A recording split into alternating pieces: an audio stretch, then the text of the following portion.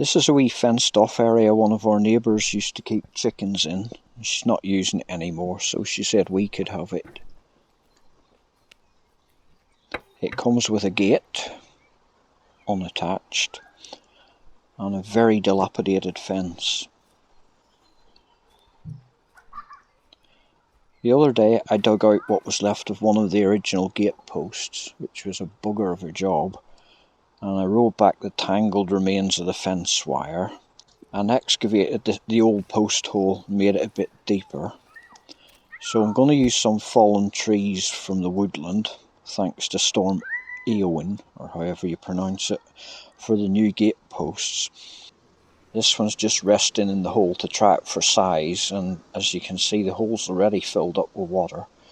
There's a stream just across the lane, and I think we're below the water table here. So my plan is to use this quick drying post fix concrete, which you mix with water, and I'll just empty it down the hole since the water's already in there. Hopefully the concrete will work its way down to the bottom and make a good solid base.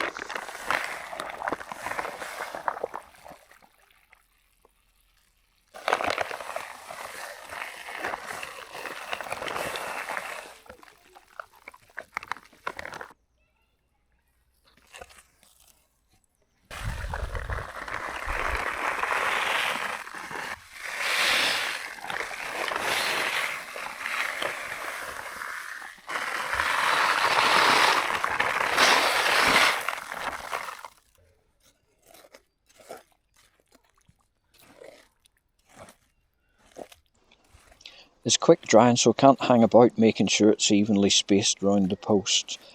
You can see it already going off just while I'm spreading it out here.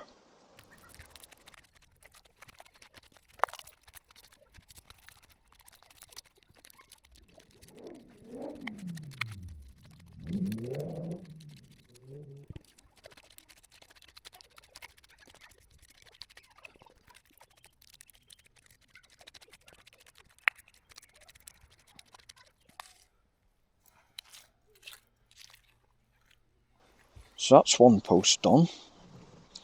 By the way, I've been prepping by painting the ends of these posts with oil for a few weeks now.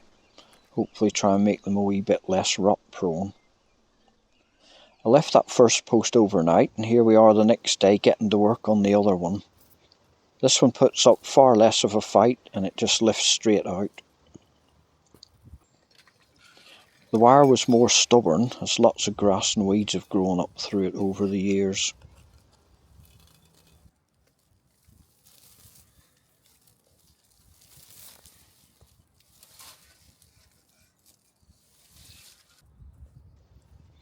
Now time to excavate another post hole. As I've said in other videos, the ground round here is a right bugger to dig in. There's a wee thin layer of topsoil, and that covers about 30 or 40 centimetres of industrial revolution era toxic spoiling rocks, way back from when this whole area was a lead smelting complex.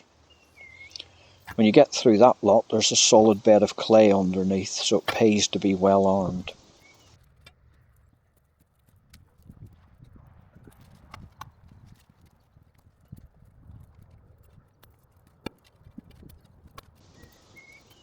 I need to use this post hole digging bar to break up the gnarly stuff enough for the actual post hole digger gadget to lift it out. But even speeded up and edited to spare you some of the tedium. It's slow going.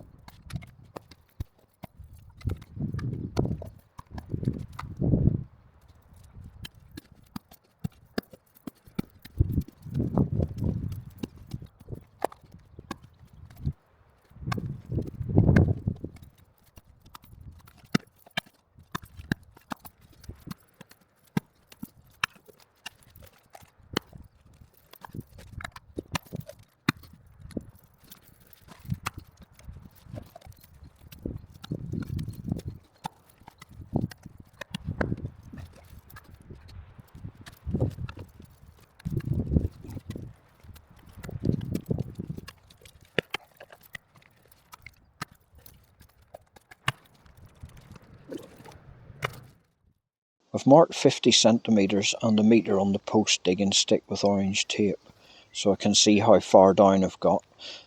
Camera angle's a wee bit misleading here. I reckon I went down about 75 centimetres.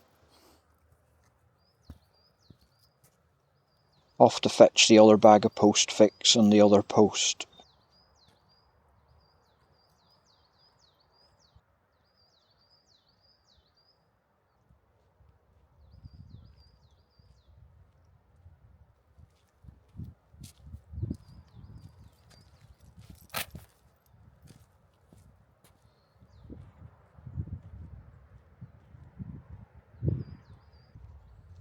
I've had this one lying around a lot longer. It was donated by an earlier storm, and I also debarked it at some stage.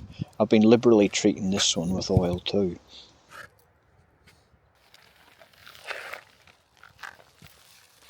Since this hole's just freshly dug, it hasn't filled up with water yet, so this time I'm going to sprinkle some of the post fix in first, just to make sure there's some underneath and round the bottom end of the post.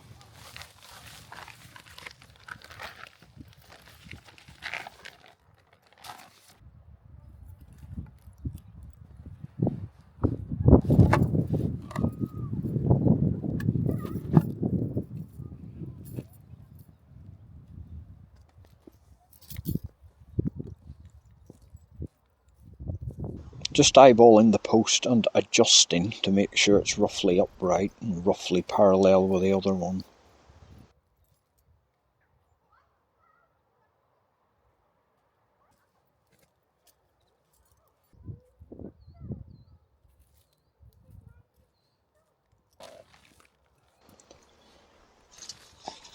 Bung in the rest of the post fix and add water.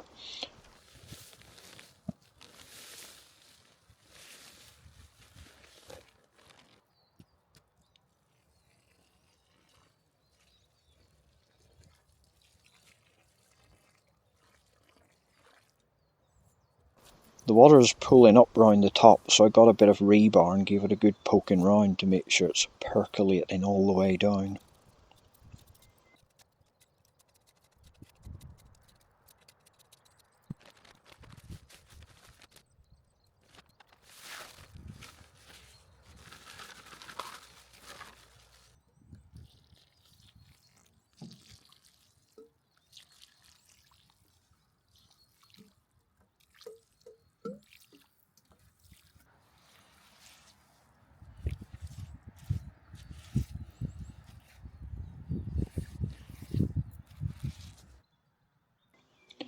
So 2 posts in, and while the second one's going off, I'll try and salvage something useful out of this tangle of crappy oil wire and then attach it back to the post I did yesterday.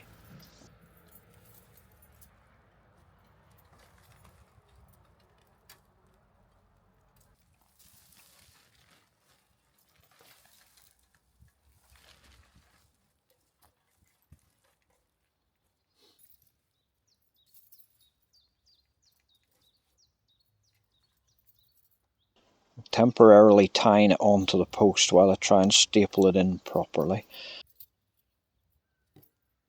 I bought a pair of fencing pliers, and they're quite good for grabbing the wire and giving me some leverage to pull it taut. It's still a pain trying to hold the tension with one hand while banging in a staple with the other, without the wire slipping out of the pliers or the staple pinging off into the undergrowth.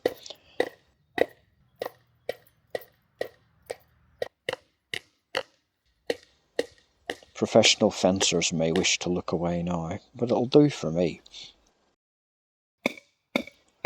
Rinse and repeat on the second post.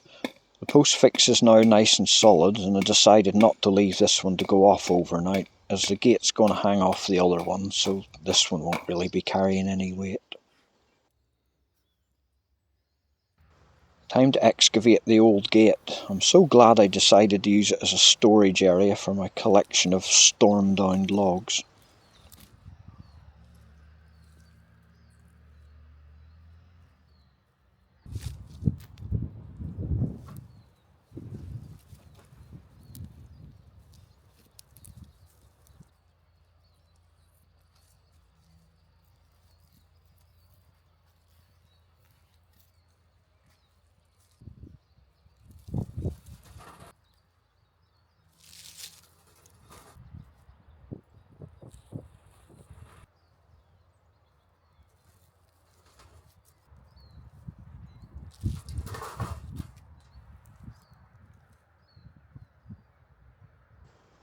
Just checking which side the hinge brackets are on so I can drag it into position right the first time.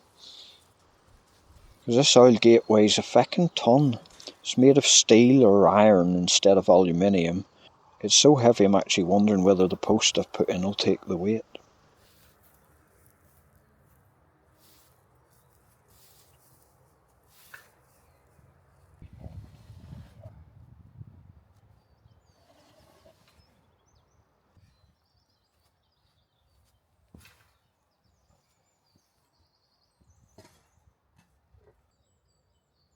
Like I did with the fence wire, I'm temporarily tying the gate onto the posts to check everything's going to fit properly.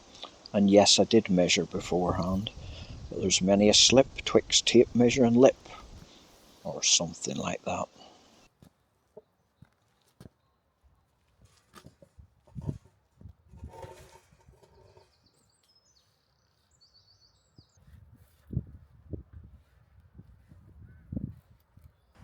The hinges I extracted from the old posts were rusted solid, so I ordered some new ones, and these were the only ones I could find with the peg, if that's what it's called, roughly the same size as the old ones.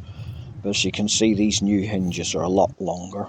They're also square in section, which might be a ball ache or might be useful for stopping them from twisting. This is the only drill bit I have wide enough and long enough. It's a rusty old blunt auger bit and it'll only fit in a hand brace, so it's going to be a good old workout. The hole took ages to drill. I've edited out most of the laborious process. Saves you from having to invest in eyelid matchsticks.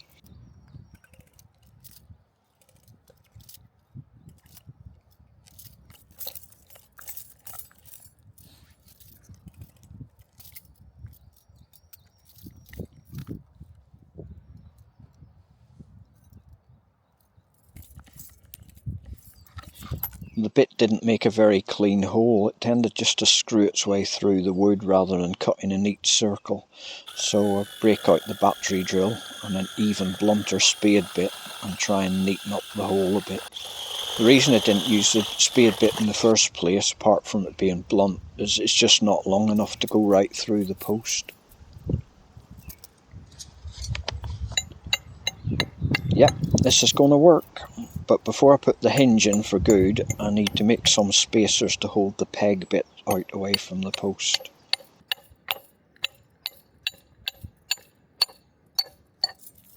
I found a suitable bit of metal pipe in my things that might come in handy pile.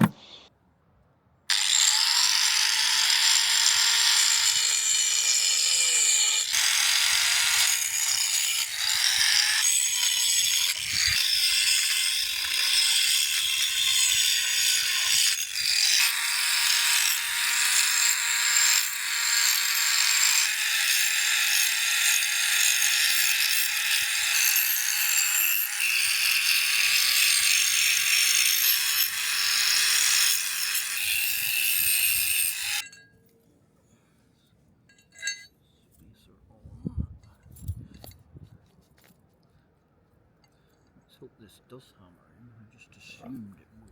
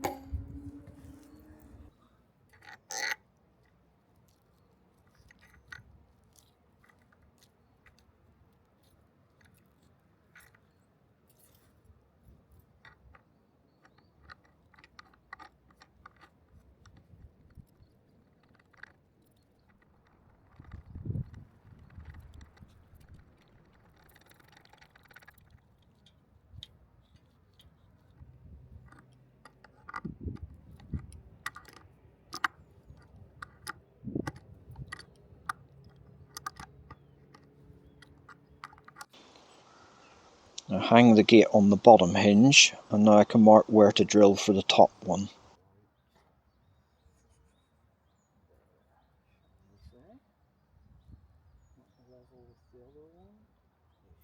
This time I thought I'd start with a battery drill and spade bit and then switch the auger bit once I'd got in far enough. But unfortunately the spade bit was just as useless.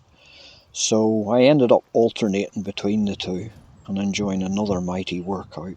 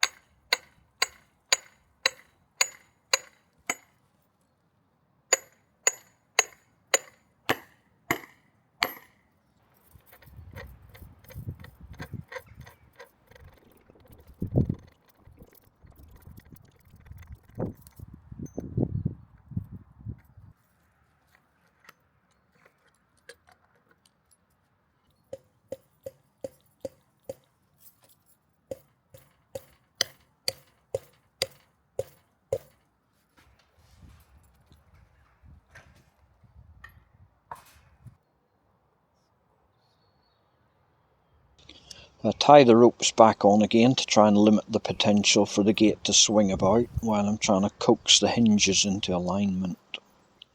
Anyone who's ever tried hanging a house door or even a cupboard door will know the endless fun game of get one hinge to drop in and the other one pops out. It's even more enjoyable with a gate weighing 11 billion tonnes. But no joy, the feckers just won't both go in at the same time. In the end I go and recruit Mazza, hoping that if I can lift the gate with a crowbar while keeping an eye on the top hinge, she might be able to kick the bottom one into place. When I lift it up, you see it swings out. Almost the first thing she says is, "Have you tried from the other side?" It's a 1,000,000 to 1 chance, but it just might work. That would be a good scientific...